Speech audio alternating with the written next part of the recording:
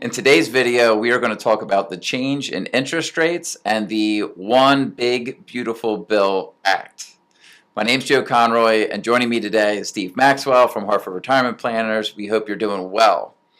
So, before we get into interest rates and the excitement of the One Big Beautiful Bill Act, I want to just take a quick moment and hope everybody had a nice summer. As the kids are going back to school, now is the perfect time to review your portfolio and your plan for retirement. So obviously the goal is to keep you retired or get you even further along the path towards retirement. So please reach out to us if we haven't already reached out to you and schedule your review. We would love to be able to sit down and go through everything with you. So first, it goes from exciting to even more exciting. Exactly. Steve, let's talk about the change in interest rates. So we had our first interest rate cut yesterday from December 2024. It brings the interest rates down by 0.25%. So we're going from 4.25 to 4.5 to 4 to 4.25. So as clear as that can be, the way that the Federal Reserve sets interest rates is based on a range, knowing that that's going to fluctuate.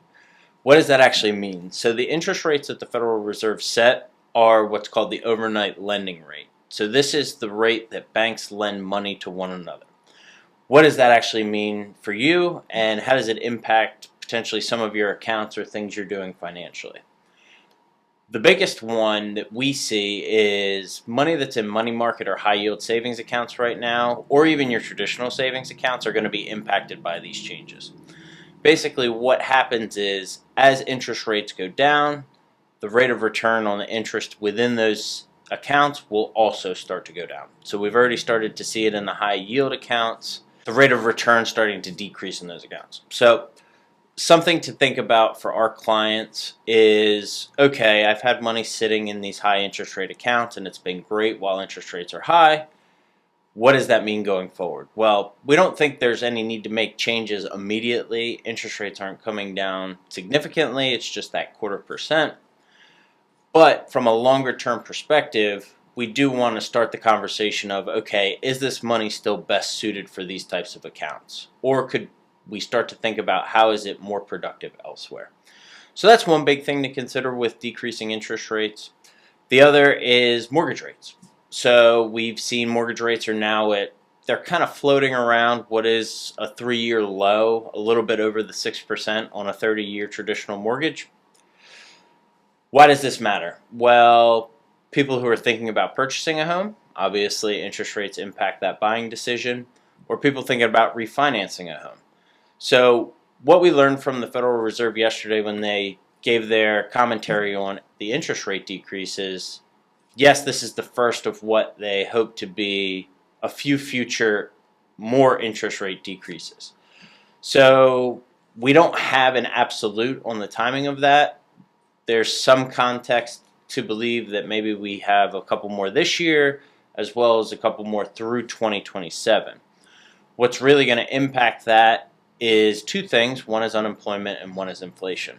So to not give you a macroeconomic lesson, the Federal Reserve is in charge of controlling inflation and employment. And the way they do that is through the manipulation of interest rates. I'm going to leave it at that. Those are the two factors that play into the interest rate decisions. So over time, as we start to see changes in those numbers, that's what's going to impact whether we get more or less future interest rate decreases, whether interest rates hold steady, or whether there's even interest rate increases in the future. So things to think about for you right now.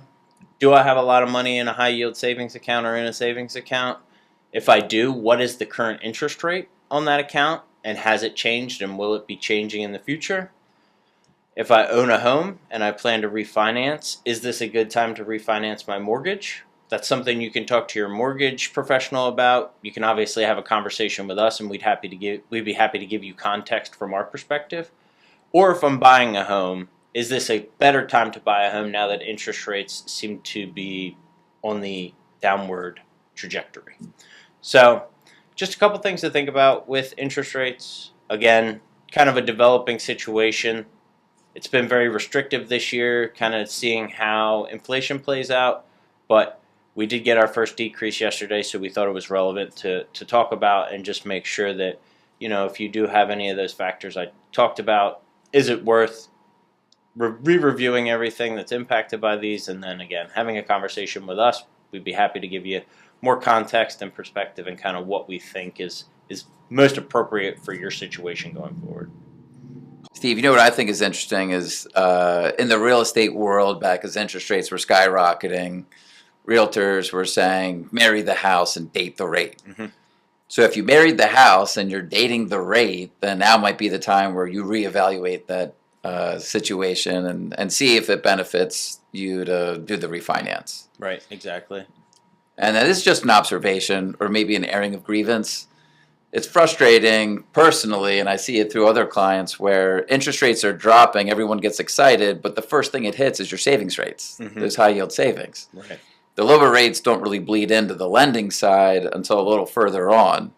So it will be a long-term good thing, but now, as Steve mentioned, those high-yield savings accounts are probably headed a little bit lower with interest rates. Excellent.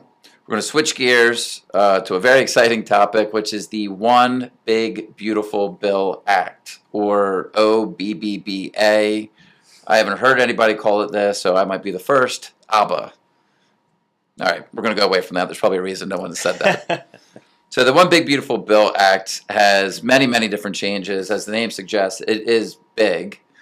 So I'm going to cherry pick just a couple of the relevant topics and changes that might be of interest to clients. So in rapid succession, let's just dig right into it. The big overarching theme for the Big Beautiful Bill is extending the 2017 tax cuts. They were scheduled to sunset at the end of 2025, but they are now continued indefinitely into the future. There will be changes. The only constant is change when it comes to taxes, and we usually get a few years where things are pretty steady and there's little changes along the way. No big major overhaul changes expected for the tax code for the foreseeable future. So some of the smaller changes: tax deduction for overtime income. What does that look like? Well, you can deduct up to $12,500 as an individual, or double that for married filing jointly.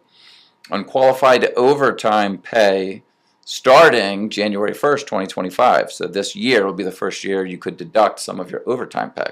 Another one, I don't know if it's going to affect a lot of people watching this video: tax deduction for qualified tip income. So what does that mean? Now there's tax deductions for tips for workers making less than $150,000. And that deduction is capped at $25,000 each. And I will pause here. We are financial advisors, so we help people with retirement and investments. We are not tax experts, although we are very familiar. So if you have any questions about the topics I'm covering, make sure you consult your qualified tax advisor or accountant or CPA, whoever's helping you with your tax situation. This one's kind of interesting. Tax deductible, being able to deduct on your taxes loan interest for cars that are assembled in the United States. Some particulars on that one: it's up to $10,000 per year of auto loan interest. It's cars that are purchased between 2025 and 2028. Now that deduction is phased out if you're an individual making $100,000 or more, or $200,000 or more for married filing jointly. So should you get an auto loan because you get to deduct the interest? Well, don't get a more expensive car under the justification of some type of tax deduction. Get what you can afford and view the tax deduction as icing on top of the cake.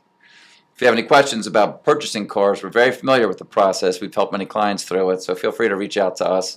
We could be a sounding board or help quarterback your whole purchase. This is a big one, so this is an important one: an increased limit for deductions for state and local income tax, or SALT, because everybody in finance loves acronyms. Individuals may take a tax deduction for up to $40,000 if you're married filing jointly, which is an increase up from $10,000 previously until this bill was passed. So you were capped at state and local income tax deduction on your taxes at $10,000. Now that pushes up to $40,000. What does that mean in regular people terms? It means there's probably going to be more people that are itemizing and not doing the standard deduction. And if you don't know what any of this means, it means talk to your accountant and have them explain it to you as best as they can. Talk to them, and it could mean more strategic opportunities for you with your taxes. Just a couple more that I'll go through. Tax credit for seniors. So the Tax Cuts and Jobs Act of 2017 had a sunset of this, but now it is set to be permanent, and that is up to a $6,000 deduction, which has a phase out for $150,000 and up for couples. So what was a temporary tax deduction for seniors has now been made permanent until a future change at some point, but we're good until 2028 with this one. So again, I'm going to be a broken record, but talk to your accountant to see if you still qualify for this and what it means for you personally. Child tax credit, so anybody with children that can qualify for this credit, the amount of the maximum tax credit was increased from $2,000 all the way up to $2,200. Not a huge change, but something worth mentioning. A lot of folks and young families that we work with will get a little bit of a benefit from that one. Okay, just a couple more. I picked this one out. I thought it was interesting. College endowments. The law increases taxes on investment income from college endowments. Colleges with more than 3,000 students and an endowment per student ratio of 500,000 would be taxed starting at 1.4%, with the tax rate going up to 8% for the wealthiest colleges. The original House bill proposed a tax of up to 21%, but that was, I guess, negotiated down in the back room of somewhere in Congress. So now if you have a huge, healthy endowment for your college, and it's more than $500,000 per student, they're going to start taxing some of that investment income rather than it be tax-free. Interesting. The debt ceiling has increased by $5 trillion, which means that we've got a little bit of a ways to go before Congress fights over the debt ceiling at some point in the future, which is almost as guaranteed as the sun coming up every day.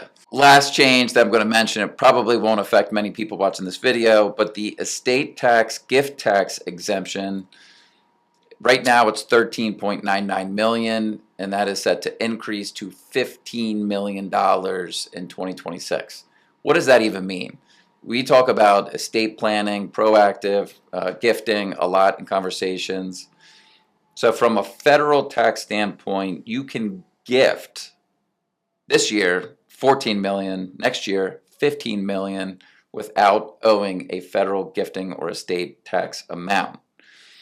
So if there's a combined household, most people will not, obviously, they don't have $14 to $15 million or more.